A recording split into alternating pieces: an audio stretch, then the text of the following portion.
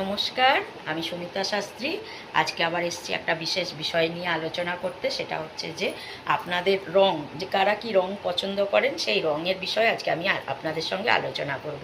এবার যদি দেখা যাচ্ছে যে আপনি যেই রংটা পছন্দ করেন সেই রঙের কিছু বৈশিষ্ট্য থাকে, ভালো গুণ এবং মন্দ গুণ। এবার যেগুলো আপনার ভালো গুণ আছে, এবার যদি আপনার কিছু মন্দ গুণও থেকে যায়, সেগুলোও যখন আমি বলবো আপনি বুঝে নেবেন। সেই মন্দ গুণগুলোকে যদি আপনি সংশোধন করে নেন, তাহলেও কিন্তু সেটা ভালো গুণে পরিণত হবে এবং আপনি অনেক দূর পর্যন্ত এগোতে পারবেন। তার মধ্যে একটা হচ্ছে কমলা রং। কমলা রং আমরা সকলেই পছন্দ করি। কমলা রংটা অনেকটা আগুনের মতন রং, কালার। তো কমলা হচ্ছে অরেঞ্জ কালার, যেটা সেটা বা কাঁচা হলুদ কালারও আমরা বলে থাকি কমলাকে। তো সেই কমলা রং যারা পছন্দ করেন তাদের কিন্তু কিছু, প্রথমে আমি দোষগুলো বলছি। দোষগুলো হচ্ছে তারা একটুতে বিরক্ত হন, যে কোনো কাজে আপনারা একটুতে বিরক্ত হন। আপনাদের ধৈর্য কম, মানে শোনার ধৈর্য নেই, বোঝার ধৈর্য নেই, করার ধৈর্য নেই। এটা কিন্তু আপনাদের খুবই দোষের। হ্যাঁ, এবং আপনাদের একটু অহংকার বোধটাও থাকে, যেহেতু আপনি শোনেন না, বোঝেন না, মনে করেন আমি সব পারি। এই তিনটে যদি দোষকে বাদ দেন, তাহলে কিন্তু আপনার অনেক গুণ আপনার মধ্যে কাজ করে। যেমন অরেঞ্জ যাদের কালার হয়, তারা কিন্তু অনেক মানে সহজ সরল হয়। রেগে যায়, বুঝতে না, সব কিছু ঠিক আছে, কিন্তু ওরা অনেক সহজ সরল হয়।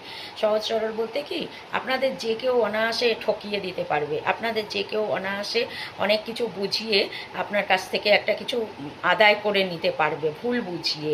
তো এই জায়গাগুলো থেকে আপনাদেরকে সহজ সরল জায়গাতে একটু কঠিন হতে হবে, সেটা একটা।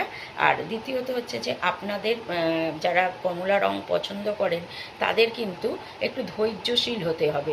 আপনারা কেউ কোনো কথা বলছে, সেটা একটু ধৈর্য দিয়ে শুনুন, শুনে তারপর ডিসিশান নেন। আপনারা শুনছেন না, ফট করে একটা ডিসিশান নিয়ে নিচ্ছেন, তো এটা আপনার ক্ষেত্রে কিন্তু খুব ভুল ডিসিশান হয়ে যাচ্ছে। সেটা তার ক্ষেত্রে কতটা ক্ষতি হচ্ছে বড় কথা না, আপনার ক্ষেত্রে অনেকটা ক্ষতি করবে।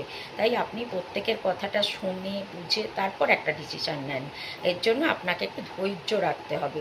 আর চট করে রেগে যাবেন না। হয়তো আপনার রাগ হচ্ছে, তার কথাটা পছন্দ হচ্ছে না, বুঝতে পারছেন, কিন্তু তাকে সেটা প্রকাশ করবেন না, রাগটা ভেতরে রাখুন। আপনাদের কি হয়, চট করে রেগে গেলে রাগটা প্রকাশ হয়ে যাচ্ছে, যার ফলে অন্যের কাছে আপনি অপ্রিয় হয়ে যাচ্ছেন। তো এই জায়গাগুলো মেনে চলুন, তাহলেই কমলা রং কিন্তু আপনার জীবনে একদম